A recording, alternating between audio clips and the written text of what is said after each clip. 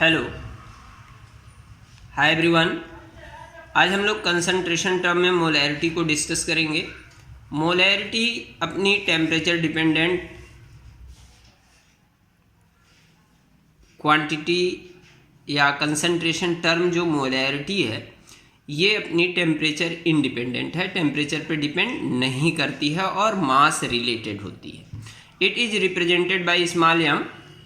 It is defined as number of moles of solute present in per kg of solvent, यानी कि 1 kilogram solvent में salute के जितने number of moles होते हैं उसी को हम लोग क्या बोलते हैं, मोलैरिटी बोलते हैं। तो बहुत सिंपल सी बात आपको जो हमेशा रिमेंबर रखनी है वो कि अब तक हम लोग जितने भी कंसंट्रेशन टर्म्स देख रहे थे उनमें नीचे हमेशा सोल्यूशन का वॉल्यूम या सोल्यूशन का मास लिया जाता था, लेकिन यहाँ पर अपने को सॉल्वेंट का मास लेना है और किलोग्राम में।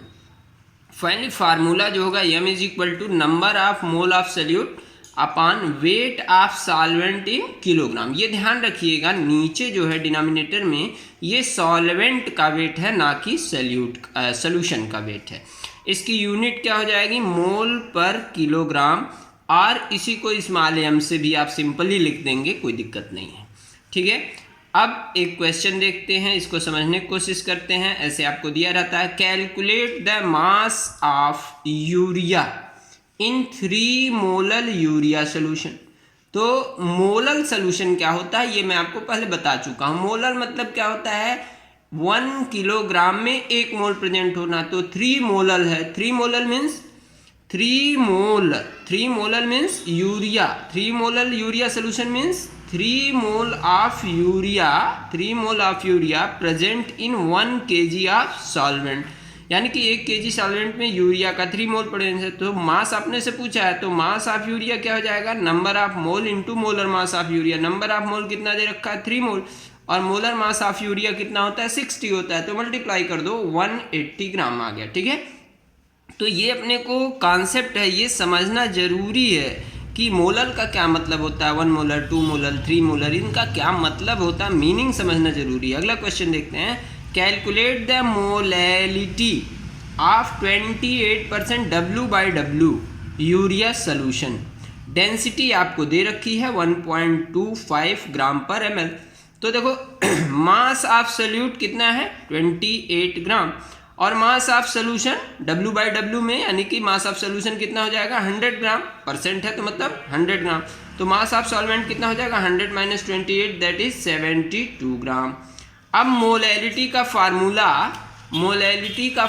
आपने देख रखा है, ये ध्यान से देखो, मास ऑफ सॉल्वेंट क्या हो जाएगा, 100 - 28 72 ग्राम।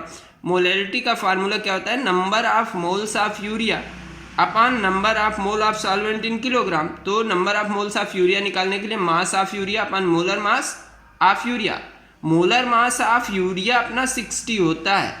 मोलर मास, यहाँ हम यूरिया को न लेकर KOH लेते हैं, यहाँ गलत हो गया है, इसको आप यूरिया की जगह KOH कर लीजिए।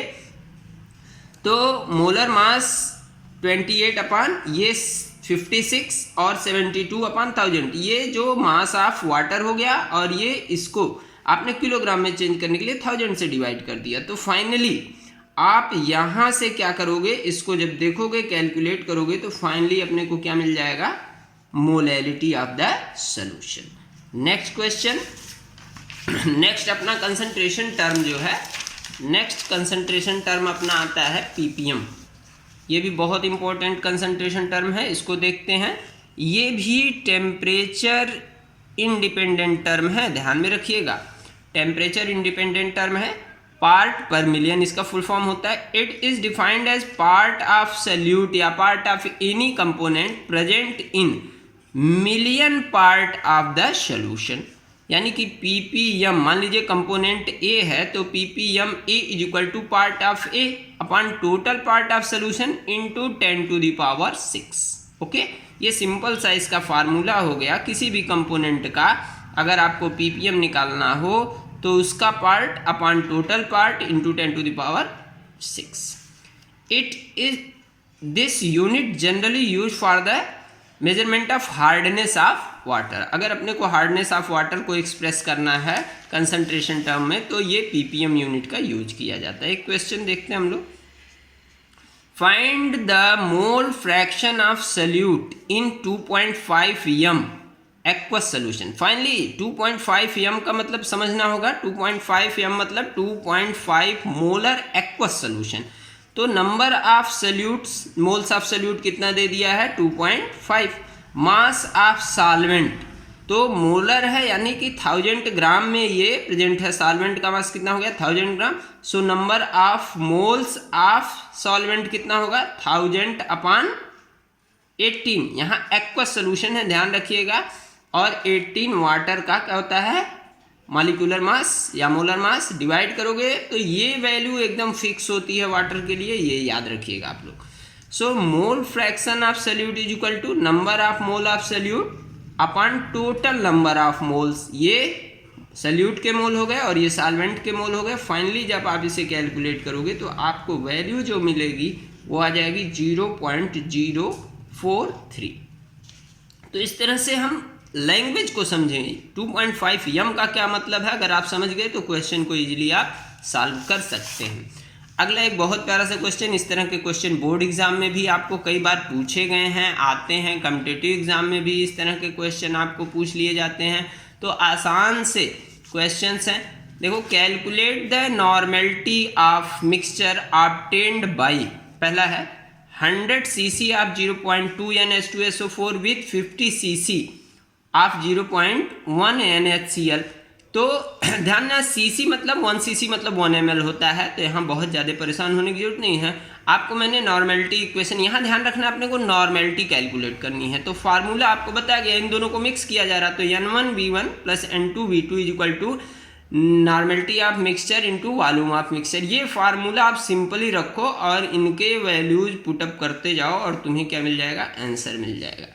ठीक है। और दूसरे को देखो 100 cc of 0.1 m H2SO4 with 100 cc of 0.1 m NaOH। अब मामला हो गया, देखो यहाँ क्या भैया मेरे, ये एसिड है और ये क्या है मेरे भाई, बेस है, यानी कि प्रॉब्लम आ गई। और दूसरी बात, यहाँ नॉर्मेलिटी कैलकुलेट करना अपने को दिया क्या है, मोलैरिटी दिया है। अब थोड़ा सा मामला डिफिकल्ट हो गया। बहुत सावधानी से इस तरह के क्वेश्चन को करेंगे, ये नहीं कि जल्दी जल्दी इनको प्लस करके चले आए।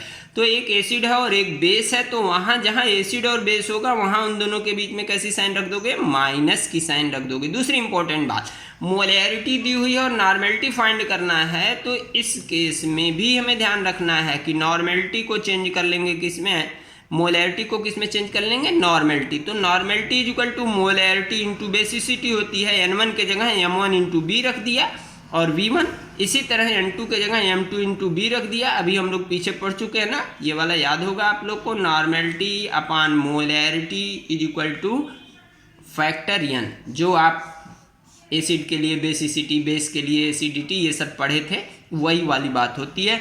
वैल्यूज़ को आप रखोगे, यहाँ कैलकुलेट कर लोगे, सिंपल सा कैलकुलेशन होगा, बहुत शानदार आंसर आपका आ जाएगा। बहुत आसान सा क्वेश्चन, लेकिन ध्यान रखना है, ये देखते समय आप देख लेना मोलैरिटी दिया है, एसिड दिया है, बेस दिया है, क्या दिया है, और उसके अकॉर्डिंग आप सोल्यूशन करना।